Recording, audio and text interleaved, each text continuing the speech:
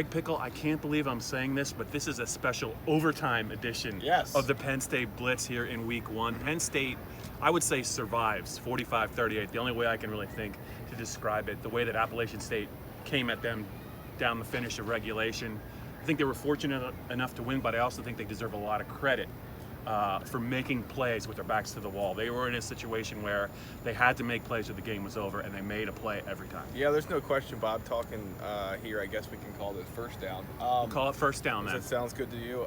Look, I think that there's a lot of new faces on this Penn State football team that are playing key roles for the first time. And guess what? They have their leader that guides the ship in Trace McSorley. Yeah. There's a lot of other guys on this offense, especially, Bob, that just aren't veteran players, aren't used to being in this kind of situation. You can say what you want about App State, that it's a non-conference game, that the defense looked terrible, it did, that at times the offensive line looked terrible, it's true.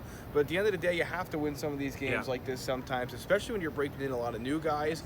I don't know how I feel about all the rotation that Penn State does, but it worked out in the end. Okay, so this is first down. Let's just go offense, second down, defense, third down, special teams. Got to talk about special teams. Fourth down. So we're going to start with the offense. The running game, I thought, was probably the best thing really about the offense until the last drive that McSorley engineered in regulation. That surprised me a little bit. I didn't think they would be able to run quite the way that they did. Yeah, I agree. I talked to Michael Menon a little bit after the game. He felt pretty good about his first start in his career at the college level and also at center.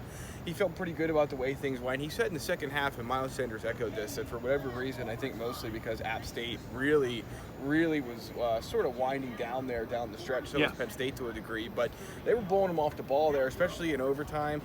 Ricky Ronnie, I'm sure he was not completely thrilled with the game that he called tonight, but he made the right calls in overtime. He stuck with Sanders. I know a certain colleague of ours thought passing might be it might be worth to throw a pass there.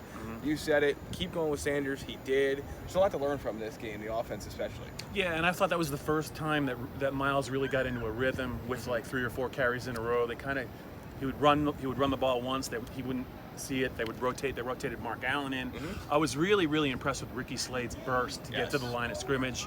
That 27-yard touchdown run I thought was very nice. And I think we got to talk a little bit about KJ Hamler, because he is definitely the praise in the offseason was legit. He is a playmaker, and if he gets the ball in space, you're not going to get him.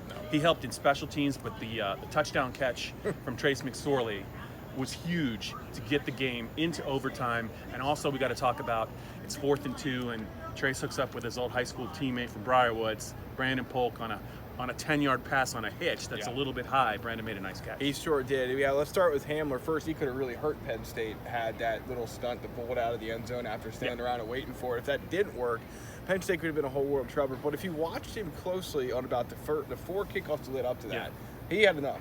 He was going to bring it out of the end zone. He got a chance to start back there. He returned kicks in high school. Keep in mind, this guy tore his ACL before his senior season in high school began. And then he obviously didn't play last year. He redshirted. So he hasn't played a football game in 2 years. And I think he just said, to hell with it. I'm going to take it out and see what happens. He shoots right up the sideline, and then the touchdown catch was tremendous as well. So Polk over there, over in the corner, or the sort of a little hitch route. And I think that it's the kind of play Trace McSorley has been making since he and Brandon Polk played together in high school. One other note on the offense before we get to third down. You and I noticed at the start of the game they rotated Chaz Wright and Will Fry as a right tackle. In the second half, I thought Chaz Wright struggled for whatever reason. This was a quick, undersized team. He had trouble, I think, moving his feet. Will Fries was the right tackle almost the entire second half.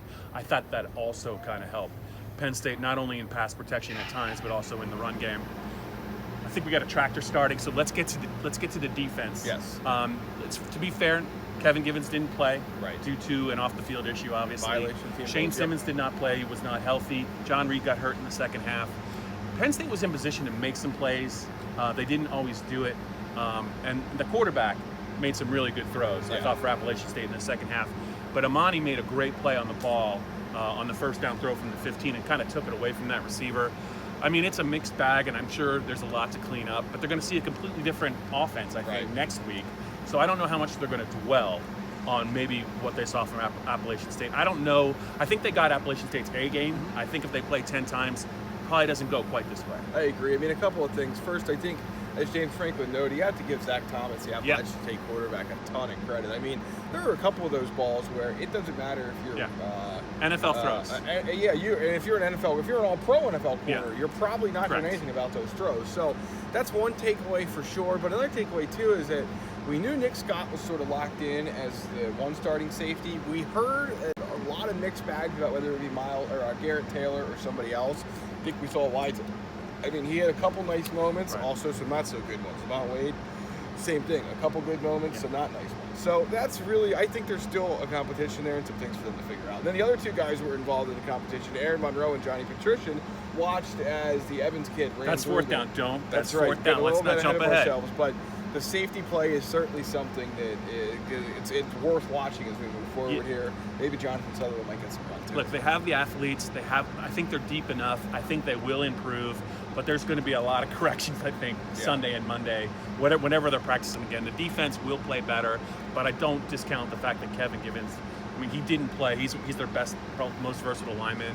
I think Simmons would have helped the pass rush as well, and John Reed's a good cover corner. So we'll see. This is definitely startling, and let's just talk one of the reasons it was startling, special teams. Penn State scores first. They look really good. It's going to be a fast start like last year. And they give up a 100-yard kickoff return on the ensuing kick. Not only that, the guy was almost untouched. The only people that had a shot at him were Aaron Monroe and John Patrician. He split him, and it was an easy touchdown. And you just don't see that usually from this team on special teams. Yeah, you don't. Not exactly a blow-away debut for new special teams coordinator Phil Galliano. I mean, at some point it's up to the players, yes, but a kick return and an onside kick given up in the same game is certainly not the way you ever want to start a season or a coaching tenure. So there's things they can clean up here. I think it's worth noting that Penn State had a ton of young guys. I think Monroe and Patricia were probably the oldest guys on that special teams kick unit by a far. Yeah. I mean, it was a ton of young guys, and that probably played a role in it. But again, you spent all off-season working on this stuff. So it can improve. We talked about it on the ride-along video.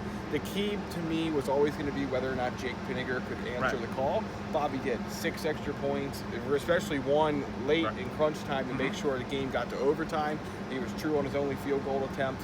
Penn State should feel pretty good about that. I'm not so sure about Rafael Checa. The ball didn't always make it into the end zone.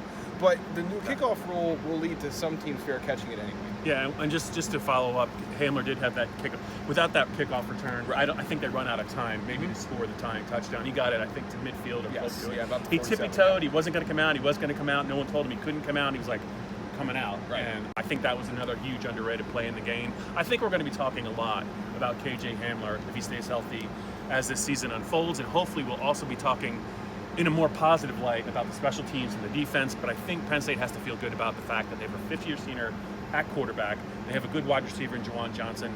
They just got to kind of fill in the pieces around them. They got some nice pieces with the running game as well. I would say if you had to grade this effort overall, it was probably like a B-. Yeah. And it was looking like a C- or a D until the late stages of the regulation and the overtime. But an entertaining game. You got your money's worth. But it'll be interesting to see what happens in Pittsburgh next Saturday.